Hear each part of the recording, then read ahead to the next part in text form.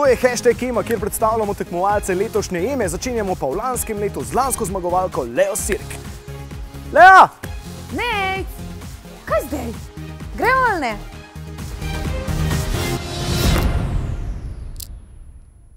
Čau, Nejc!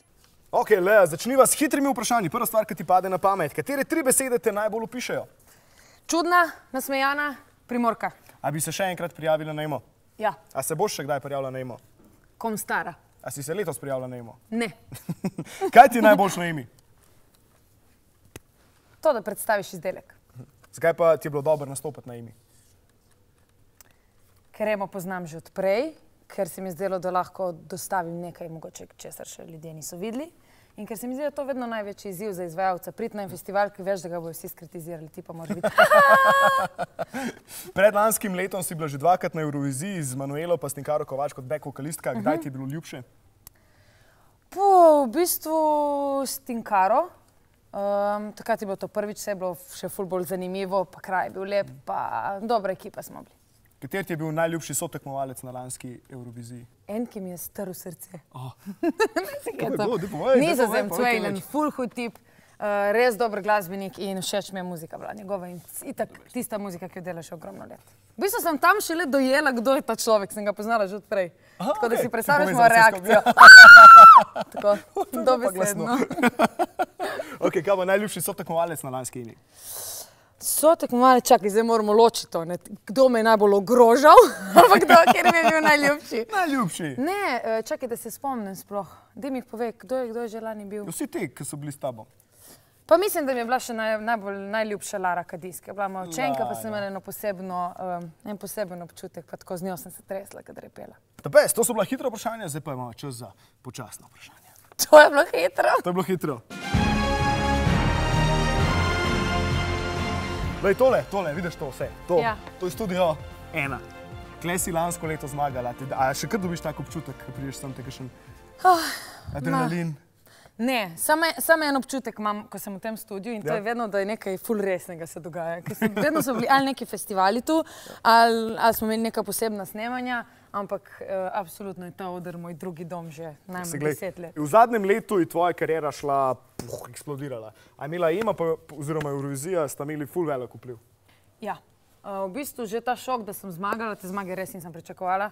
Pa ne ono, ko vsi reče, jaz sem zmagala, pa nisem pričakovala. Jaz se res nisem pričakovala, že zaradi tega, ker sem imela 3 slabe poskuse prej. Ampak v bistvu se je vse spremenilo, zaradi tega, ker smo malo tudi tako planirali vse skupaj. Ni bil to samo nastop na Eurosongu pol, ampak dejansko celotna pot do Eurosonga je že bila splanirana, kako, kdaj bomo kakšen single naredili, kako bom največ od tega vsega imela, da nisem tisti tipičen primer zmagovalke EME, ki se potem pogrezne v zemlji in ne obstaja več. Tako da absolutno je to najboljša stvar zmage na EMI. Zdaj, tvoja pesem Zmagovalna hvala ne je bila sveža, nova, nekaj drugačnega. Misliš, da je to ključ do zmage? Jaz mislim, da je ključ vse tisto, kar se poveže. V bistvu izvajalec, skladbo, ki mora biti res del njega. Vse drugo, kar prodajamo v prazno, ne deluje. Oziroma se največkrat izkaže, da če si samo lutka enega komada, ne deluje. Sploh na tistem velikem odru potem. Pri meni se je to malo roze lasje, pa frozen kitka, pa zabrita ena stran, zdaj ni več.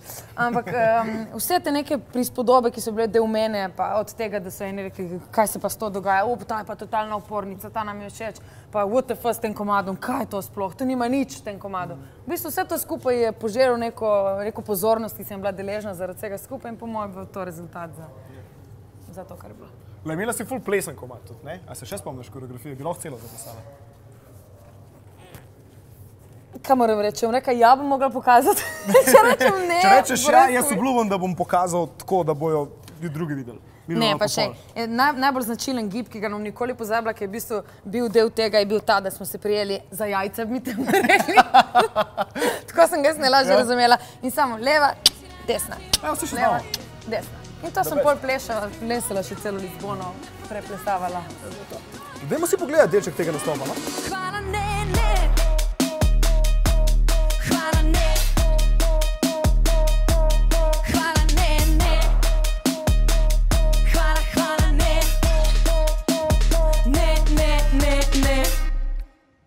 Ok, Lea, Lea, pecam. Lea.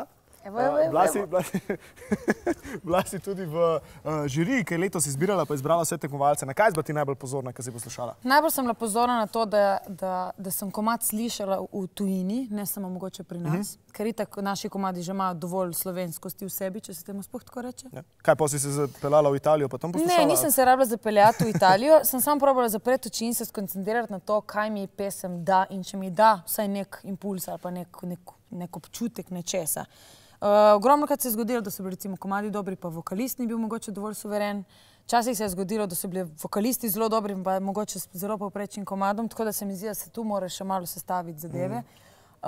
Ampak se mi zdi, da je izbor v redu, da imamo zelo raznolike pesmi in izvajalce, ki bodo to predstavljali na nek svoj način.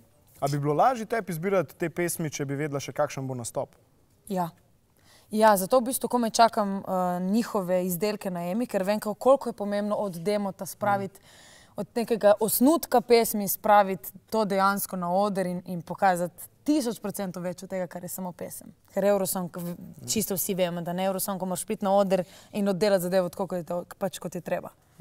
Imaš kakšen zdaj, ki glede na to, da je ful dela, a imaš kakšen res dober nasvet za vse letošnje tekmovalce? Jaz posebej vem, da v bistvu sem si največkrat rekla, Lea, ne ustraši se same sebe.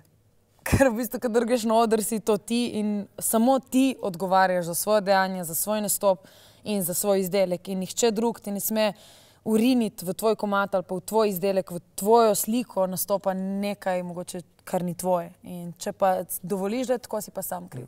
Recimo, voziček je ena taka stvar. Recimo, voziček je ena taka stvar, za katero jaz zdaj 1000% stojim, da je v tem kadru. Pa meni je the best. In tebi je the best, ki se naslanjaš. Ja, meni je tako, ful bolj sem sproščen. Meni si že vse žuli, ampak če je na meni pravi, je tudi to vredno tega.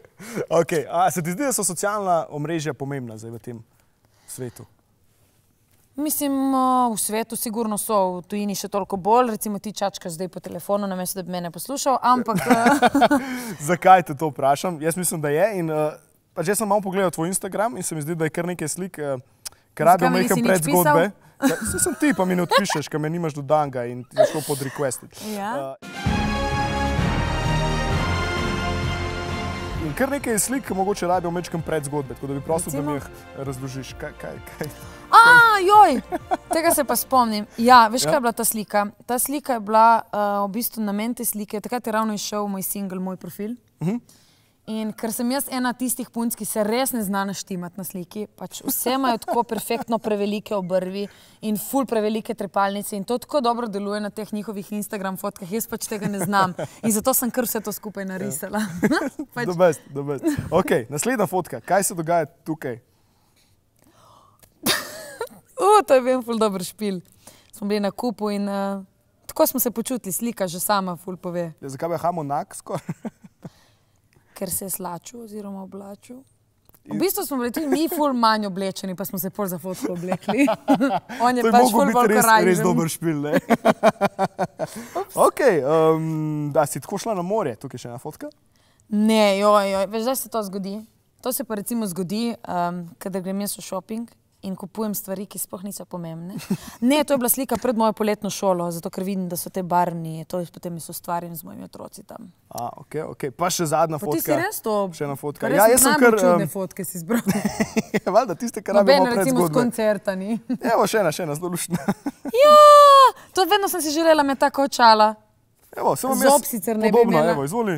Jaz sem vzel, po moje bomo slepela, zdaj v tvoj dioptrije. Nimam to dioptrije. Mater ti pašejo. Prav res ti pašejo. Mogoče bi jih imela recimo na nastopu na EMI. Dobar, zdaj pa s temi očali te jaz nekam pere. Imaš kakšen nasvet zame, ker jaz bom zdaj predstavljal izvajalce? Ja, veš kaj bi ti sam rekla?